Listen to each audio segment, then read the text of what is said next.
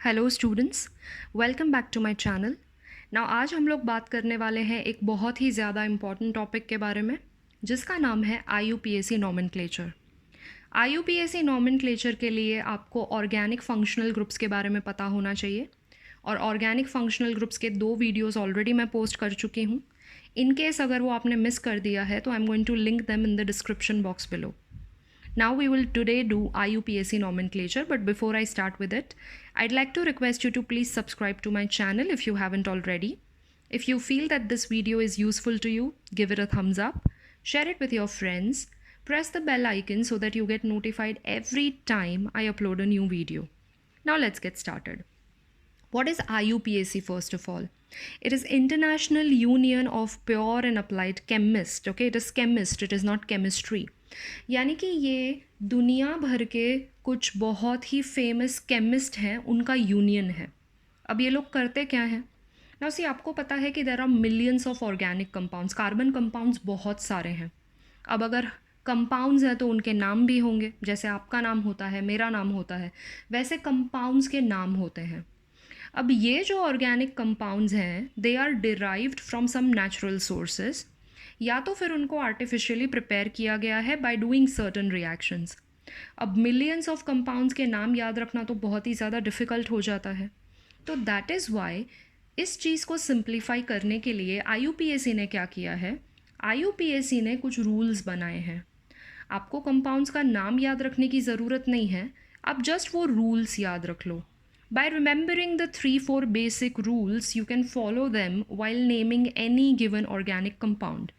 तो रूल्स अगर आपने याद कर लिए तो आप किसी भी ऑर्गेनिक कंपाउंड को नेम कर सकते हो ना। पहले हम लोगों को वो रूल्स के बारे में डिस्कस करना है कि वो रूल्स क्या हैं। तो जो सबसे पहला रूल है वो ये है कि you have to select the longest continuous carbon chain and number it. आपको जो कंपाउंड दिया गया होगा उसमें से आपको सबसे पहले तो लॉन्गेस्ट और कंटिन्यूअस कार्बन चेन सेलेक्ट करना होगा। उस लॉन्गेस्ट कंटिन्यूअस कार्बन चेन को आप बोलोगे पेरेंट चेन। तो सबसे पहले आपको पेरेंट चेन सेलेक्ट करना है ना। Suppose you are given some compound like this, यहाँ पे मैंने सिर्फ कार्बन स्केलेटन लिखा हुआ है, इसमें तो हमें लॉन्गेस्ट चेन यही दिखाई दे रहा है जो हमारा स्ट्रेट चेन है। That means I will consider this as parent chain और मैं इसे नंबर करूँगी। अब इसे आप नंबरिंग लेफ्ट से भी कर सकते हो, राइट से भी कर सकते हो। तो suppose I start numbering from here, so I will get 1 2 3 4 5 and 6। तो यहाँ पे जो मेरा लॉन्गेस्ट चेन है, जो कंटिन्यूअस चेन है, it consist of 6 carbon atoms. Okay, now suppose you are given something like this. अब इसमें हम क्या करेंगे, सपोज़ मैंने ये स्ट्रेट चेन को लॉन्गेस्ट चेन कंसिडर किया तो मुझे क्या मिलेगा, 1 2 3 4 5 6 7 एंड 8। तो मैंने ये चेन अगर सेलेक्ट किया तो मुझे 8 कार्बन्स मिल रहे हैं। Now we have to check for another possibility. दूसरा पॉसिबिलिटी है 1 2 देन 3 के लिए आई विल गो हियर। मुझे लॉन्गेस्ट चाहिए और कंटिन्यूअस चाहिए, तो मैं इस कार्बन से यहाँ आ सकती हूँ, यहाँ पे कंटिन्यूटी ब्रेक नहीं हो रही है। सो 1 2 3 4 5 6 7 8 9 10, यानी कि यहाँ पे मुझे 10 कार्बन्स मिल रहे हैं। स्ट्रेट चेन में मुझे सिर्फ 8 कार्बन्स मिल रहे थे। तो ये जो स्ट्रेट चेन है वो तो हम अभी डिस्कार्ड कर देंगे, because I am already getting a 10 carbon chain like this. Now there is one more possibility. Suppose I number it from here or here, दोनों में से कहीं से भी आप स्टार्ट करें तो 1 2 3 4 5 6 7 8 9 10 11 12 13 14 एंड 15। सो अगर मैं इस तरह से नंबरिंग करूं तो मुझे 15 कार्बन मेरे लॉन्गेस्ट चेन में मिल रहे हैं। So while selecting the longest chain, you have to consider all the possibilities कि आप कितने different ways में, कितने possible ways में कार्बन चेन को नंबर कर सकते हैं, and out of those you have to select जहाँ पे आपको सबसे long chain मिल रहा हो। Okay, so that is the first rule. You have to select the longest continuous carbon chain. Now let us go to the second rule. हमेशा जो आपका compound है उसमें स्ट्रेट चेन नहीं होगा, कभी कभी ब्रांचेस भी हो सकते हैं। तो अगर आपके कंपाउंड में ब्रांचेस हैं तो आपको नंबरिंग वहाँ से करना है जहाँ से ब्रांच पास में हो। दैट मीन्स ब्रांच को मिनिमम नंबर मिलना चाहिए, ये IUPAC का सेकेंड रूल है. So suppose I have this compound, इसमें मुझे लॉन्गेस्ट चेन तो दिखाई दे रहा है, ये स्ट्रेट चेन है. अब इसको मैं लेफ़्ट से या राइट से कहाँ से नंबरिंग करूँ ये चेक करना होगा. तो इफ़ यू कैन सी ये जो ब्रांच है वो लेफ़्ट हैंड साइड से पास में है. सो मैं इसमें लेफ़्ट हैंड साइड से नंबरिंग करूँगी. So I will start numbering from here. So I will have 1 2 3 4 5 6. तो अगर मैंने लेफ़्ट से नंबरिंग किया है तो branch is coming at carbon number 2. अगर मैंने राइट से नंबरिंग किया होता तो वो कार्बन नंबर 5 पे आता, विच इज़ नॉट अलाउड. तो अगर आपके कंपाउंड में ब्रांच है तो आपको नंबरिंग वहाँ से करना है जहाँ से ब्रांच पास में है. नाउ फॉर एग्जाम्पल दिस, ये कंपाउंड में अगर आप देखेंगे तो इस कंपाउंड में ब्रांच राइट हैंड साइड से पास में है. So I will start numbering from here. So I will have 1 2 3 4 5 and 6. So you have to analyze the molecule first. अगर ब्रांच आ गया है तो आप क्या करेंगे, आप वहाँ से नंबरिंग स्टार्ट करोगे जहाँ से ब्रांच पास में है. Now if you look at this molecule, इसमें भी मुझे जो लॉन्गेस्ट चेन दिखाई दे रहा है वो ये स्ट्रेट चेन ही है. नाउ अगर मैं लेफ़्ट से नंबरिंग करूँ 1 2 3 तो थर्ड कार्बन पे 2 ब्रांचेस हैं. और अगर मैं राइट से नंबरिंग करूँ तो ये ब्रांच भी थर्ड कार्बन पे है पर एक है. यानी कि इस केस में क्या हो रहा है, ब्रांचेस आर इक्विडिस्टेंट. अगर मैं लेफ़्ट से नंबरिंग करूं तो भी थर्ड कार्बन पे ब्रांच है, राइट से नंबरिंग करूं तो भी थर्ड कार्बन पे ब्रांच है. In such case what you will do, आप वहाँ से नंबरिंग करोगे जिस कार्बन पे ज़्यादा ब्रांचेस हैं. when branches are equidistant, what you are supposed to do, you have to number from that side where you have more branches. तो अगर इसमें मैं लेफ़्ट हैंड साइड से नंबरिंग करूँगी तो थर्ड कार्बन पे 2 ब्रांचेस मिलेंगे. और अगर हम राइट हैंड साइड से नंबरिंग करेंगे तो थर्ड कार्बन पे एक ही ब्रांच मिलेगा. So according to the rule I have to number from the left hand side because I am getting more branches over here. So it will be 1 2 3 4 5 and 6. Okay, this I have already mentioned here that when you have equidistant branches, what you have to do, you have to number from that side where carbon will have maximum branches. जहाँ से carbon के पास maximum branches है वहाँ से आप numbering करेंगे. Now let us talk about the third rule, which is very very important, and for now this will be the last rule. Okay, now there are 2 parts in an organic molecule. एक होता है parent alkane. Parent alkane क्या होता है, जो longest continuous chain है जिसे आप नंबर करते हो. अब जिसे आप नंबर नहीं करते हो वो क्या है, ब्रांच है. आपने अभी अभी रूल्स में देखा कि मैंने ब्रांच वाले कार्बन को नंबर नहीं किया है. तो हमने जिसको नंबर नहीं किया है उसे बोला जाता है सब्स्टिट्यूएंट. ओके, सब्स्टिट्यूएंट क्या होता है, ब्रांच है जिसको हम नंबर नहीं करते हैं. और पेरेंट अल्केन क्या होता है, जो लॉन्गेस्ट चेन है जिसको हमने नंबर किया है. Now while writing the name what you have to do is, आपको सबसे पहले सब्स्टिट्यूएंट का नाम लिखना होगा, यानी कि ब्रांच का नाम आपको पहले लिखना होगा. उसके बाद आप पेरेंट का नाम लिखोगे. You will write the name of a branch first and then you will write down the name of a parent. It is like writing your name. ठीक है, आप जब अपना नाम लिखते हो, I am not talking about surname. Surname आगे या पीछे कहीं पे भी हो सकता है, बट जब आप अपना और अपने फादर का नाम लिखते हो तो you right your name first, you right your father's name after your name.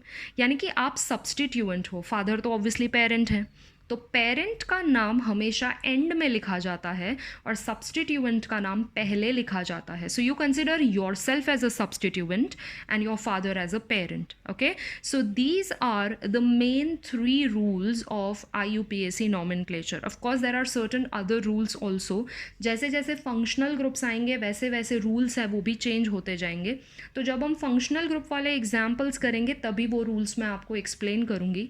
But ये जो 3 रूल्स मैंने अभी आपको एक्सप्लेन किए हैं, these are the basic nomenclature rules जो किसी भी टाइप के कंपाउंड को, किसी भी कैटेगरी ऑफ कंपाउंड के लिए एप्लीकेबल हैं.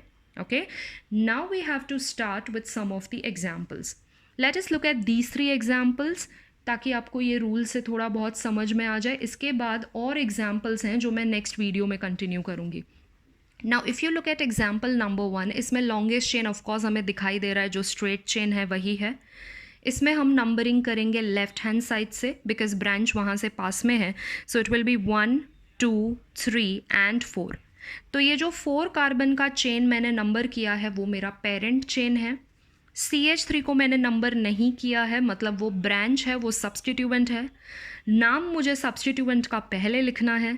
CH3 को मिथाइल बोला जाता है। Now see, this is one more important thing, you have to remember about alkyl groups. Alkyl groups क्या होते हैं? जब आप अल्केन से एक हाइड्रोजन कम कर देते हो तो आपको अल्काइल ग्रुप्स मिलते हैं। For example, methane is the first alkane, और मीथेन का फॉर्मूला आपको पता है कि CH4 होता है। तो अगर CH4 में से मैंने एक हाइड्रोजन कम कर दिया तो मुझे मिलेगा CH3। तो CH3 को मिथाइल बोला जाता है, मतलब methane becomes methyl. Similarly ethane becomes ethyl, propane becomes propyl and so on. Okay, so अब यहाँ पे मुझे सबसे पहले इसका नाम लिखना होगा। तो ये CH3 को हम क्या बोलेंगे? Methyl. So I will right methyl over here. ना सब्सटीट्यूएंट का हमें पोजीशन भी लिखना होता है। तो यहाँ पे सब्सटीट्यूएंट कौन से पोजीशन पे है? It is at position number 2, so it is 2 methyl. ना IUPAC का एक और रूल है कि नंबर और वर्ड के बीच में आपको हाइफन लिखना है। You do not have to forget this. तो ये नंबर है और ये वर्ड है, उसके बीच में हाइफन आएगा, so you get 2 methyl. Now parent लिखेंगे हम। तो लॉन्गेस्ट चेन में कितने कार्बन हैं? There are 4 carbon atoms. और आप देख सकते हो कि इस मॉलिक्यूल में देयर आर 4 कार्बन एटम्स और सारे के सारे सिंगल बॉन्ड्स हैं।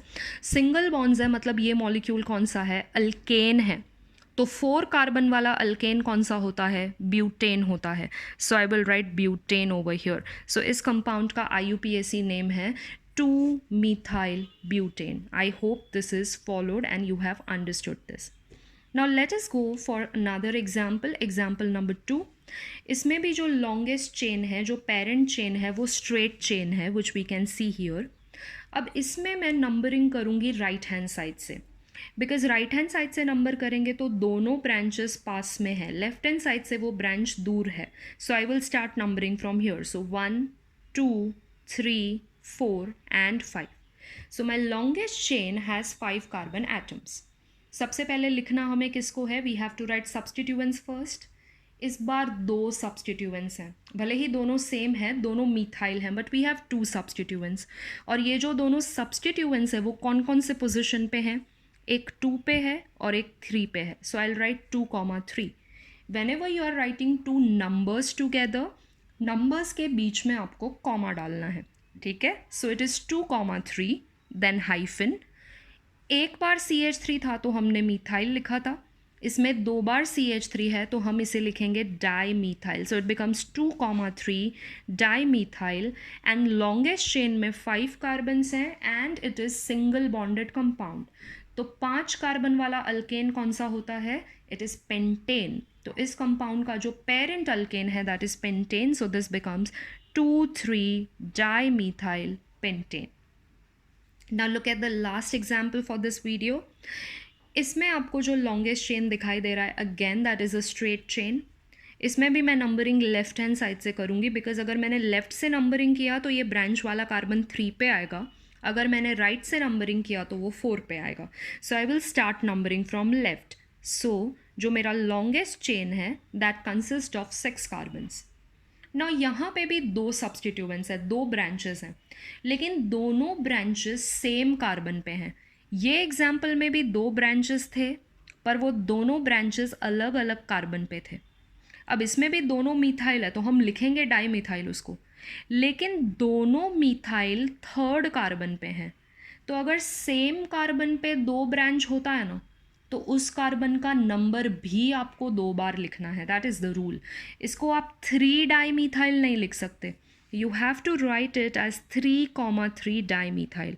सो अगेन यू रिमेंबर दिस कि अगर एक ही कार्बन पे 2 ब्रांचेस हैं ना तो you have to number that carbon also twice. तो यहाँ पे 3rd कार्बन पे दोनों मिथाइल हैं, that is why I will write 3, 3 dimethyl. You can't write 3 dimethyl. Okay, dimethyl लिख रहे हो इसका मतलब है कि नंबर भी 2 बार होना चाहिए। तो यहाँ पे हम लिखेंगे 3, 3 डाई मिथाइल। लॉन्गेस्ट चेन में देयर आर 6 कार्बन एटम्स और इसके अंदर भी सिंगल बॉन्ड्स हैं, मतलब ये अल्केन है। So this becomes 3, 3 di methyl hexane. Okay, so these are some of the examples which I have discussed। हम अल्केन के ही और कुछ एग्जाम्पल्स डिस्कस करेंगे नेक्स्ट वीडियो में. So I hope you have understood this. If you have understood, please do not forget to give this video a thumbs up. Thank you so much, everyone. I will see you next time with few more examples. Until then, happy learning. Bye bye.